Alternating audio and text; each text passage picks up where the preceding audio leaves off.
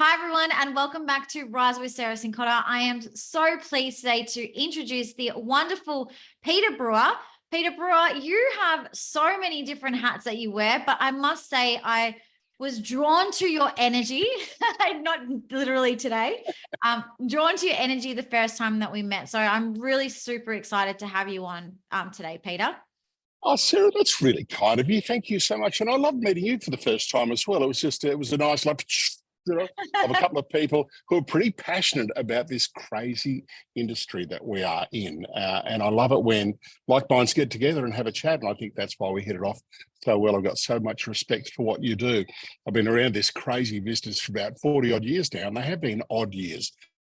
40 very odd years. But I've loved every moment. I've loved the people that I've met. I love the places that I've been. I've loved that deep down what you and I and all the people we work with do is ultimately we help to provide shelter over Australians' heads.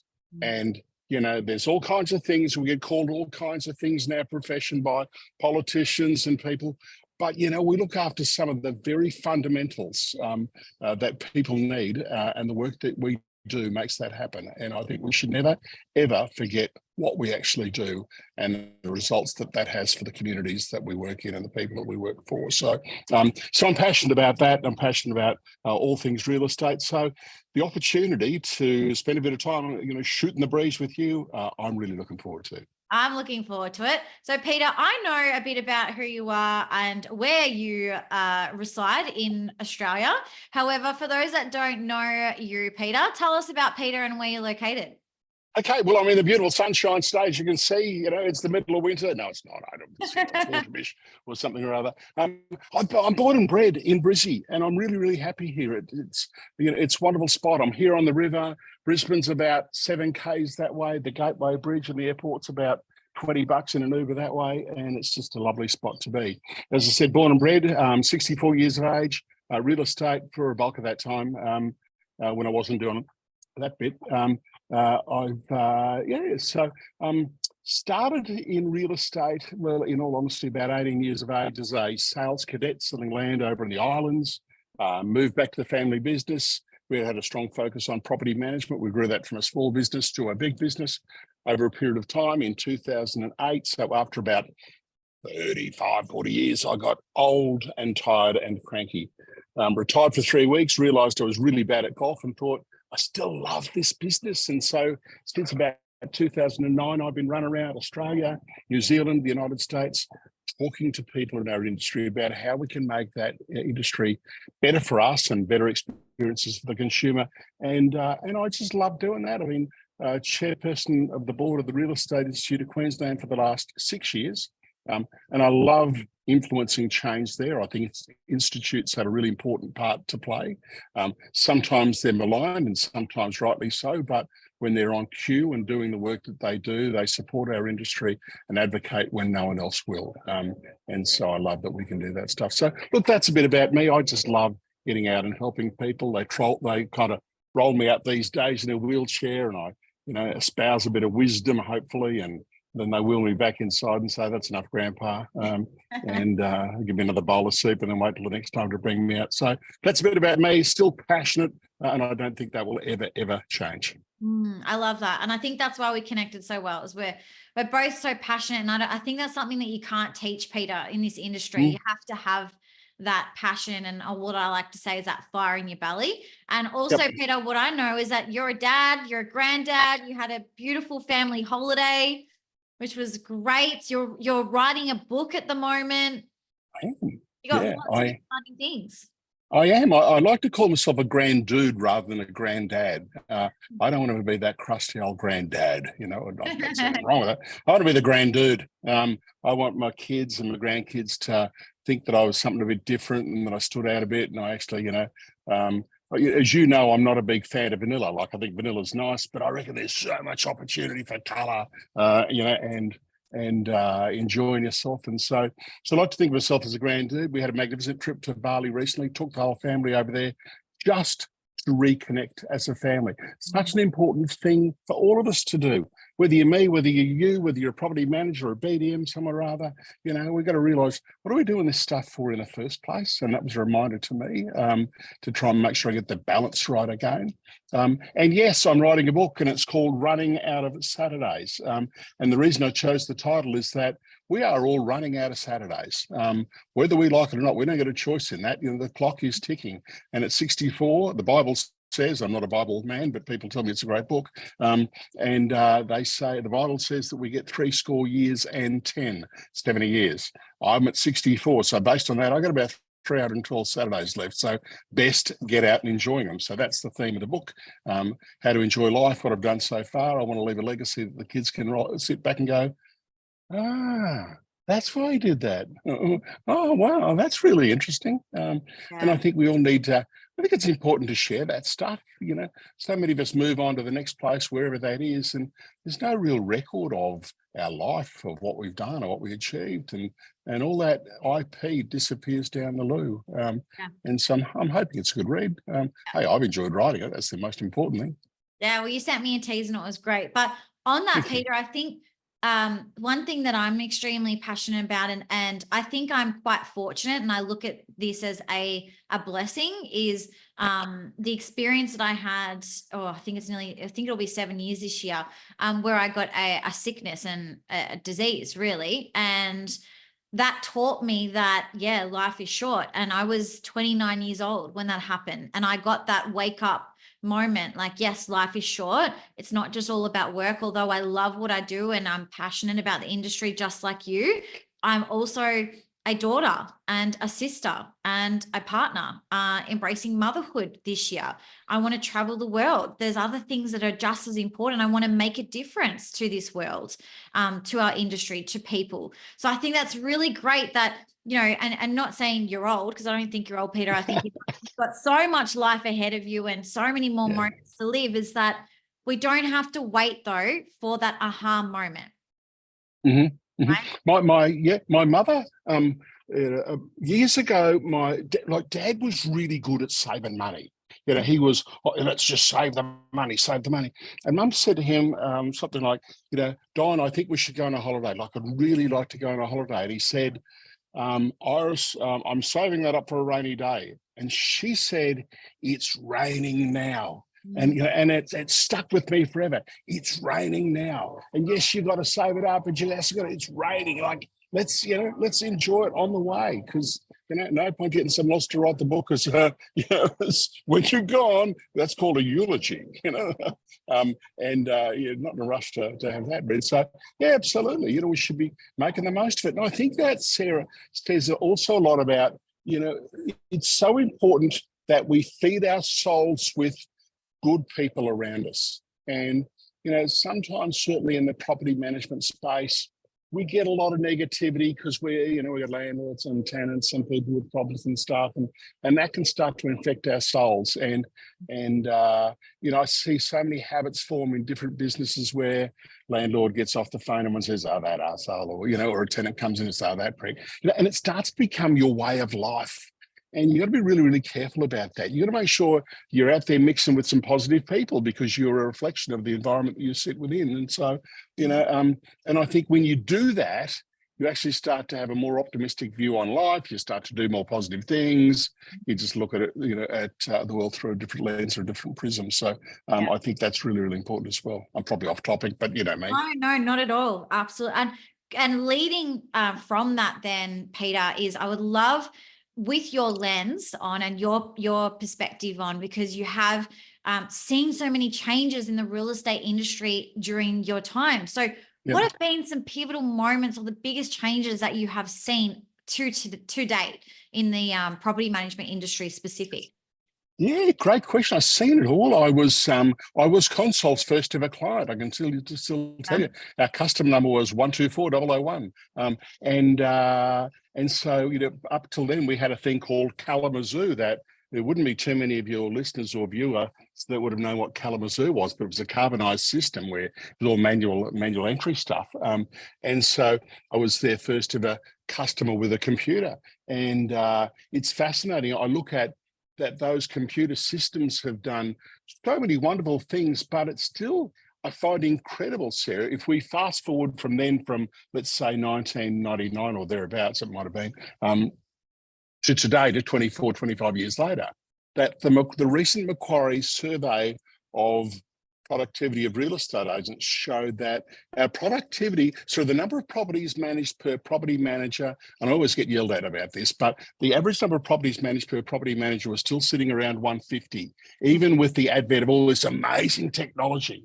Isn't that incredible? All this stuff that we've spent a fortune on to supposedly streamline processes and make them easier, but we're still only managing around about the same number of properties in the majority of cases. So I think technology is one of the most exciting things, but I think we continue to let ourselves down by not making the technology the slave that it needs to be for us. And that's sometimes it's through poor adaptation, and sometimes it's through poor management of management actually not providing the right training and direction around how it should be. So technology is certainly one of the key ones. I think that certainly the higher expectations consumers have of us these days. We used to get away with so much, and I hate using the term get away with, but, the expectations were lower. And so you could get away with, an average kind of level of service.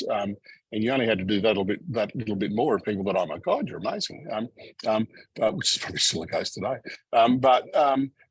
So today's consumers expect a lot more, and I don't know that we as a profession have kept pace with that or truly understood what that opportunity means.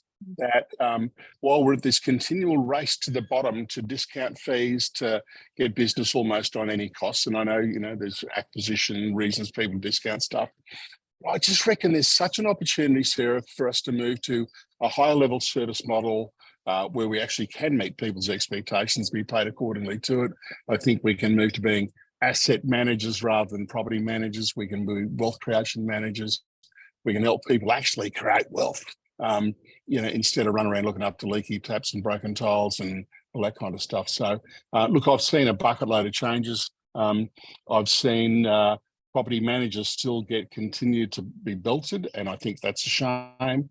And I think, institutes and franchise groups and business owners have a role to play in getting better and further behind, supporting their property management people a whole lot more.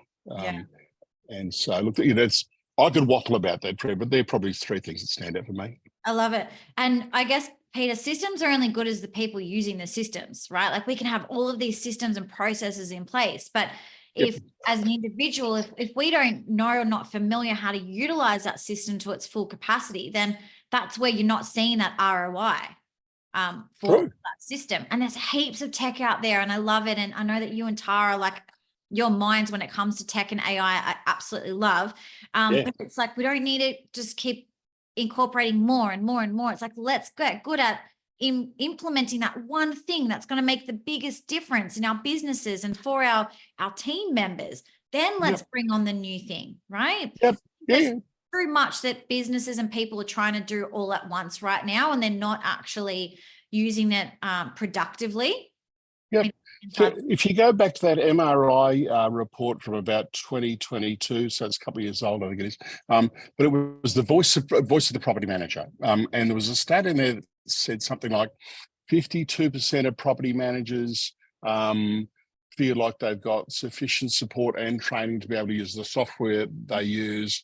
And, I don't know, 30% of business owners agree or something or other. I'm sitting there going, but you're spending all this money on it. But the property managers don't know how to use it. The business owners aren't training them how to use it. But it's just like, oh, we'll buy it because we've been to a conference and looked cool and we bought it. But, let's use the stuff.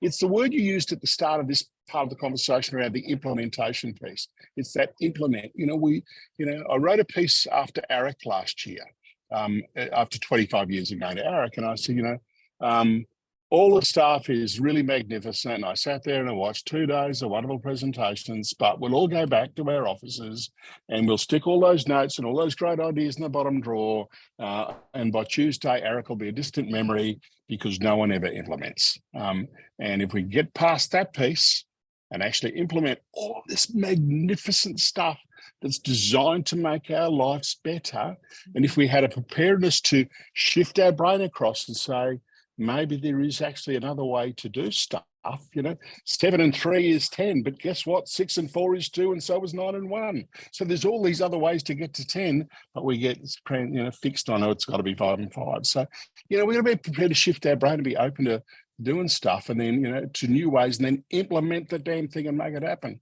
Your smile will go so much wider when you've got the extra time or some sanity, or you're not chasing your tail. I did some work in an office recently. The owner was away.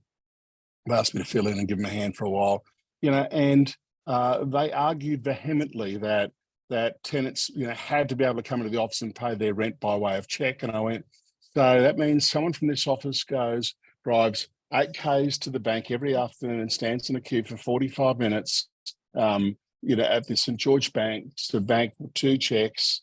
I mean, seriously, oh no, we've always done it this way. That's the way we've always done around here. I'm going, that's crazy. And so we had the conversation with the tenants who were still paying by check. And it was like, oh no, we'd be okay at paying online. And, all of a sudden we're saving all this time and all these little incremental changes. But prior to that, there was people were fixed in the office that that's the way it has to be. Yeah. It's open our brains. Anyway. Yeah, we're talking about fixed mindset and growth mindset here, Peter. And for anyone listening today, do your research on this stuff, because honestly, and I think it's so important in real estate and property management, a lot of what we do and the people that we meet, it's got to do with your minds. And it is such an amazing muscle that you can train. You can literally train your mind, your brain. It's fascinating. Do your research, look into it, reach out to people that can help you with that. And Peter, the saying goes, nothing changes if nothing changes, right? That's it. You want to stay where you are, keep doing the same things, then yes, there's going to be other agencies out there that will come in and disrupt what you're doing, because they are innovative and they have that growth mindset and they are optimistic, right? So I love that.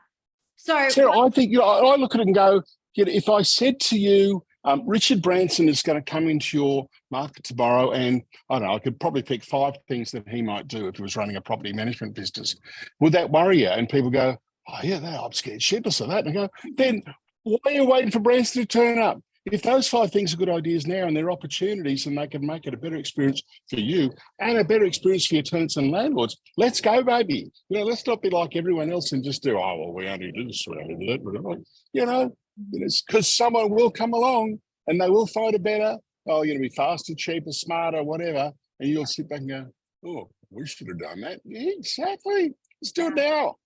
Something that you also mentioned, which I did want to touch base today with you, because I love that you're just unapologetically just raw, real. I love it about you. You're okay to share your opinion, which I think is important that we share opinions with each other, is about the standards in the industry. All right. So Peter, as well, there's a lot that I'm doing this year in this space and changing the stigma and the way that we're looking at property management roles and business development management roles with Hermione, and what consumers actually want. What are their needs? What are their desires? How can we, going back to why we're in this industry and what our roles are, serve our community, serve our landlords, serve our tenants the way that they want, not what we think they need and want, what they literally telling us. So why is it not changing though, Peter? Why is it happening? I'd say because I think we're a lot of lemmings in a lot of cases, and we just follow along because that's what everyone else does, and it becomes the standard. And you go, okay, well, if I meet that obligation, I meet that expectation, I'm okay. When's the last time you picked up the blower and had a chat to one of your owners and said, what pisses you off about what we do? Or what could make you happier? Or how can we make it easier? Do you want your money early? Do you want it, would you like us to maybe forecast what your expenses are going to be for the future? Would you like us to help you with some wealth creation? Would you like us to get a cheaper home loan for you? Would you like us to, let's work out some of these things, because I'm sure as eggs here that people would go, wow, that's amazing. I've never had that from a property manager before. The only other time they ring me is to tell me the hot water system's crapped itself, or the roof's gone, or the tenants have done a runner. What if they were ringing me to say, how can I make life better for you? What's going to make your experience better? It's all of a sudden it doesn't become about the fee. It becomes about the service. It becomes about the experience. And they can't think of any reason why they'd ever consider dealing with someone else when you're demonstrating value and delivering on what they need to make their investment perform better. I hear all the reasons why. I know it's got to be a fee of this or a fee of that or a fee of something else. Oh, you can go to Macca's and, you can say, give me the beetroot, I'll take the lettuce, I don't want the cheese, give me the tomato, I don't want the butter. Why can't we have a menu of service as well that suit the customer? Obviously, there's got to be a bare fee that you will do stuff for, but let people tailor and design their own service. It ain't that hard to do. We've got the technology, we've just got to have the behaviour. And I think you'd then have a bucket load of really loyal, really satisfied customers that you're solving problems for.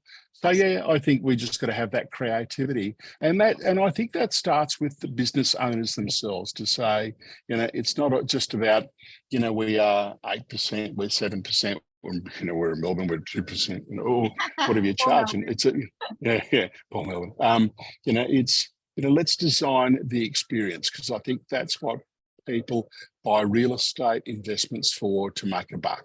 Yeah. So how can we use the skills and the knowledge we've got to work across departments? Wouldn't that be fascinating if our sales and property management businesses talked and actually communicated together? One team. Wow. Yeah. And so one team.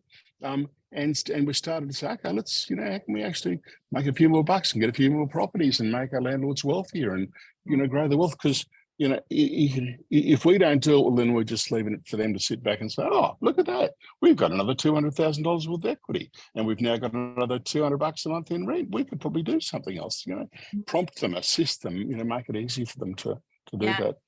I think something else that I've identified, Peter, with the work that I'm doing is we've got a younger generation of property managers, business development managers, even sales agents coming in, right? And not necessarily this younger generation has been exposed to or been educated on around investor services. And what I teach is investor support services. I'm like, do you have an investment property? They're like, no. Do you know someone that has an investment property? Yes. Do you understand the terminology when I say things like rental yield, capital growth, negatively gearing, tax depreciation, CGI, all of those terminologies that we know, right? And they know. So it's a really good point. We're looking after someone's biggest assets that are millions of dollars, if not hundreds of thousands of dollars, and we actually don't understand what they are doing, right? Why they have an investment property. Because they do have a reason. Typically, everyone will tell you what their reason is. That's such a good point. That's such a good point. And again, that's a responsibility. Well, it sits at the education level, but that sits with the business owner, so that it explains to it what's the yield, why that's important, why an interest rate might be important, what the variable is. Yeah, absolutely. I think you're on it, and we probably need to train people much better in that area. I love it.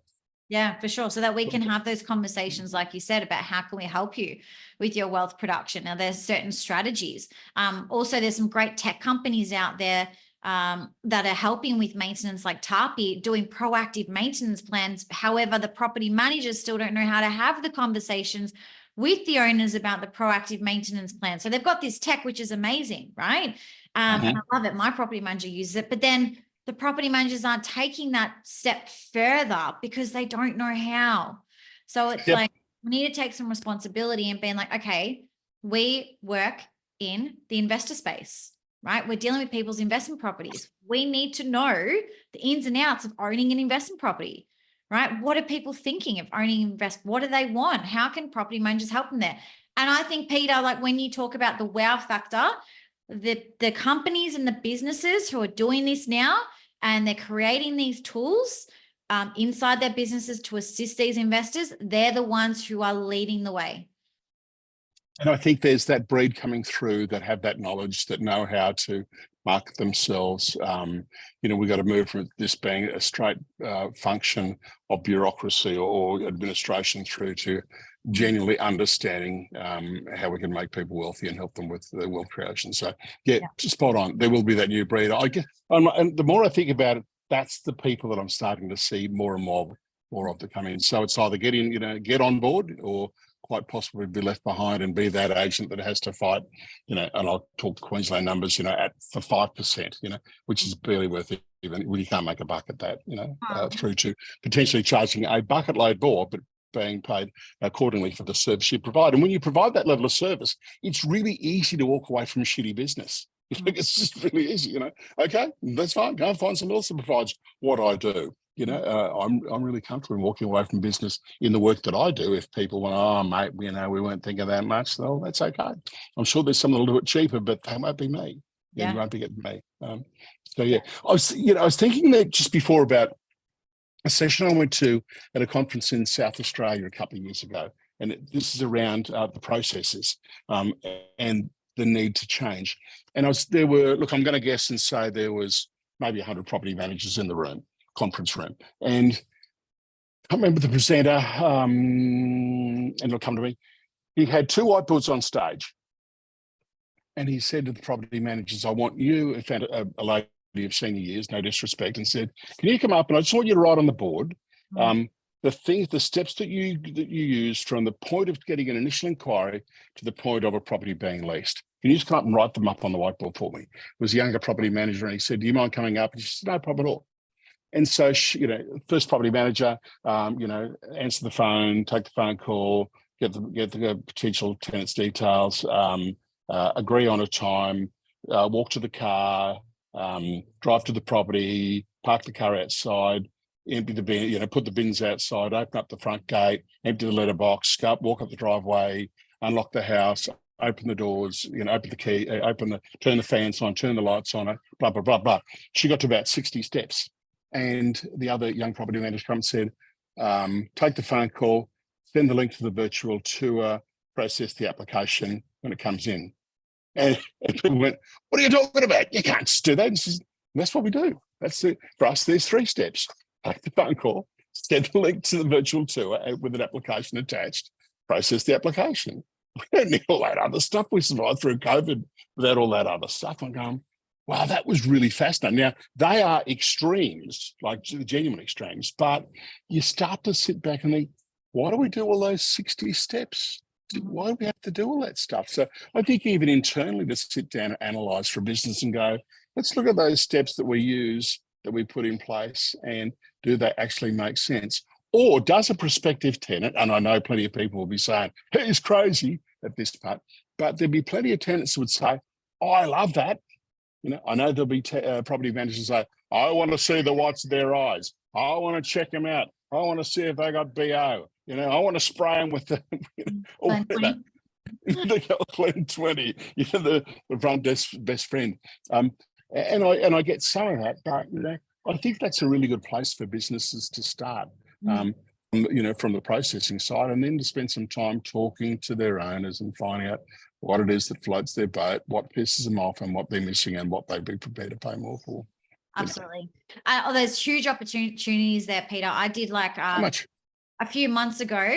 I had a look in one suburb at their marketing on their properties, and I thought, wow, if this is the level of service that they are actually advertising and marketing to the public, what does that say about the internal systems and processes of the business, right? Because that's what people see is the external, not the internal, right? And making it easy for our tenants. Like if they had a virtual tour that they can access, well, we're not wasting their time rocking up to these, like the news, Peter, and people on TikTok, I call them the TikTok warriors, sharing like the lines and the queues of people for like a 1-bed apartment. Insane. That could be completely eliminated. Right? Totally. Probably Could be. up on the news. No, but even is like, I'm with you. Like I look at some of the market or the quality of the photos and I go, hang on a sec.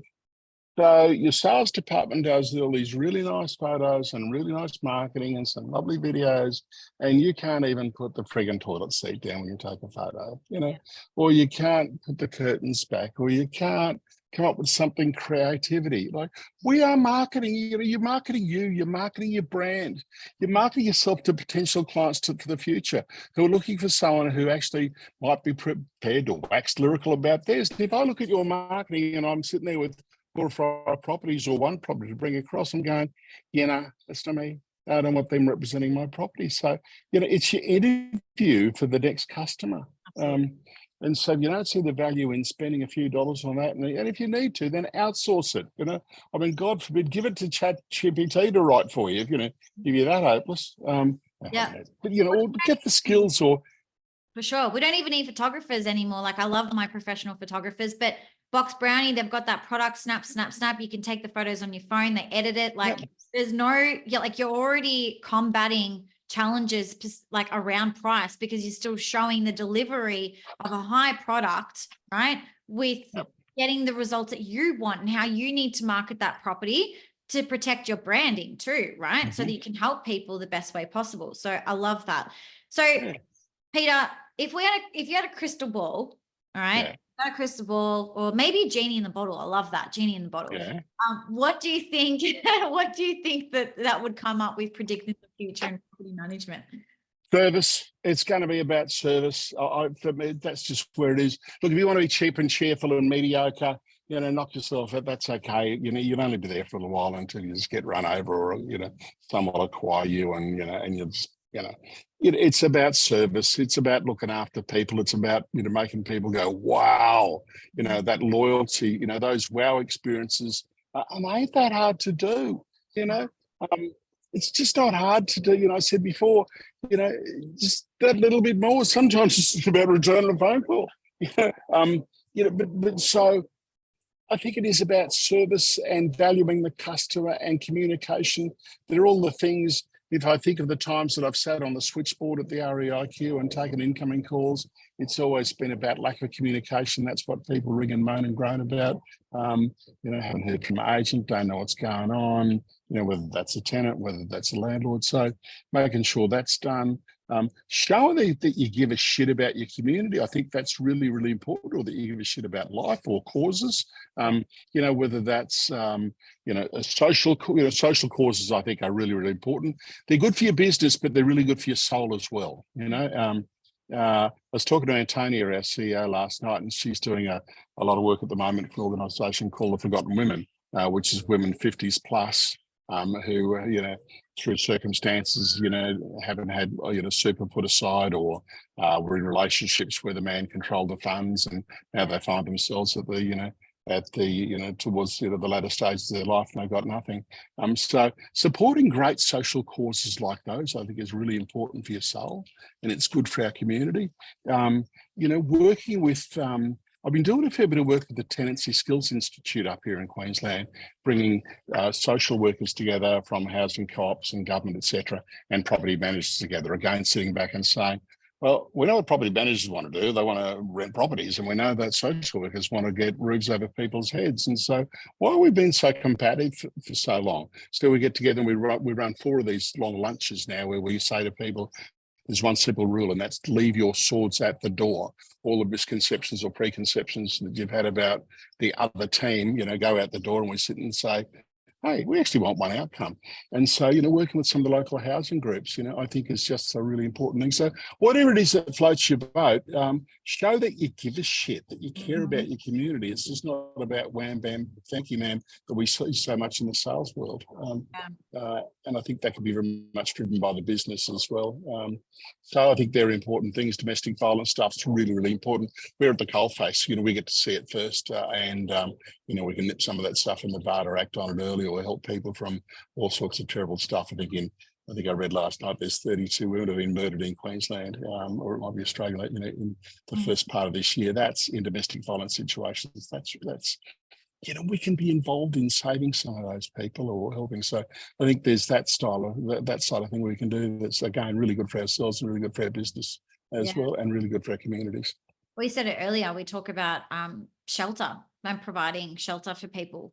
I love it. Similar in Melbourne, we had a women's wellbeing event, and that was, again, women over 50 experiencing homelessness, hardship, because yes, like what you said, the men typically took control of their finances. So educating these women, helping them, getting these shelters. And homelessness in Australia, Peter, I don't know the stats off my head, but it's alarming. And especially for women over 50, it's really, really alarming. So get involved, like we can make a difference. It's not just about what we're doing on a day-to-day, which sometimes we're just doing subconsciously. We're like robots doing the same thing. It's like, wake up. You've got the opportunity to provide for yourself. And it's so fulfilling when we give back to others, I find anyway. I know 1,000% with 1,000% with you. And I think it's, for all the crap that so many of our property managers are copying from tenants, from landlords, from politicians. We've got a premier up here in Queensland that's, decided to coin the phrase, talk about dodgy property managers. I mean, for God's sake, they're putting out the bushfires that you Crowns created. They're mopping up the mess that your stupid policies have created a lot of this trauma. And so I think it's a really good thing for all of our property managers to sit back, take a breath, understand that the people that talk that shit are a few, they're just a few. The balance of people, understand we're doing a really important job. And I think for our property managers to remind themselves what they do on a day-to-day basis to help people in trouble, to put roofs over their head, is such an important part of their work. And if they're not doing it, we've got society's got a whole lot more problems. So just remind yourself what you do, give yourself a bloody big pat on the back for doing what you do, and keep fighting the good fight, because you're worth it. And plenty of people say thank you.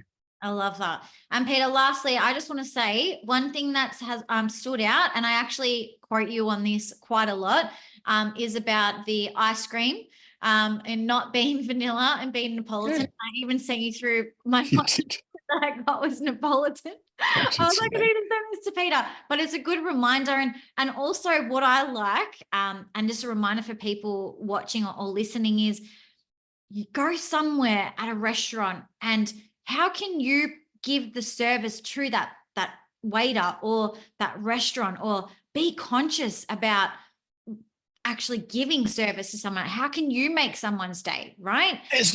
Look, Sarah, it's a session I run as part of, one of my sessions I run, and I think you were there. I pose the question to people and I say, tell me the last time you went wow. We had a service experience when you've been somewhere, as you allude to, whether it's in a restaurant, whether it's in a pub or a club, whether it's buying a coffee, whether it's buying a TV, whether it's dumping some stuff off at the local tip. When's the last time someone made you go, wow, that was amazing? That was incredible. And invariably, an audience of 100 people, I might get 2 people who say, oh, yeah, the bloke at the coffee shop remembered my order, or, but normally, it's, I'm facing, I'm answered with mediocrity. No one ever says, oh, that was, wow. No one ever can tell me the last time I went, wow. Then I flip that question on the head, as you're alluding to, and I say to that, when's the last time you made someone else go, wow? When's the last time that you did something that, a random act of wow that your customers went, oh my God, I've never had that experience before from a property manager. That's amazing. Because those people, you do those random acts of wow and make people go, well, that's amazing. I call them your sneezers. They become your ambassadors in your market who go and tell people at the footy club, the pub, or wherever else there might be. You can't believe it. I was dealing with Sarah, from Rise the other day, and my property manager, and it was, I've never seen that before from a property manager. She was amazing. They're the sneezers. You don't have to pay for that stuff. You can spend $10,000 in a full page in the Melbourne Age, or you can do some really cool things and look after your customers and make them go, wow, and it'll be the best marketing you've ever spent. You'll feel good and they'll feel friggin' amazing. Cost nothing to make people go, wow. Absolutely. So anyone watching today, find the sneezers and do them as much as possible to create that experience. I think that's our crystal ball, the genie in the bottle right there, Peter. That's it. Thank you so much for joining us, Peter. Your details will be below for anyone to reach out. And please do reach out to Peter, because look, not just that you are such a great person to just have a chat with, and we could chat for hours, but also you've got so much wisdom and knowledge. And I love that, you are making an impact and a contribution in the industry. So I love you for it. Sarah, thank you so much for the opportunity. Again, I love what you do. I know it's a mutual admiration society here at the moment, but I do love what you do. I love your passion and your enthusiasm. I love the sessions you're running with Homione. And so, folks, if you haven't booked in, book in. You'll learn some good stuff. You'll walk away with a spring in your step, some great ideas to propel your business in 2024 and beyond. See you, my friend. We'll catch up. Thank you.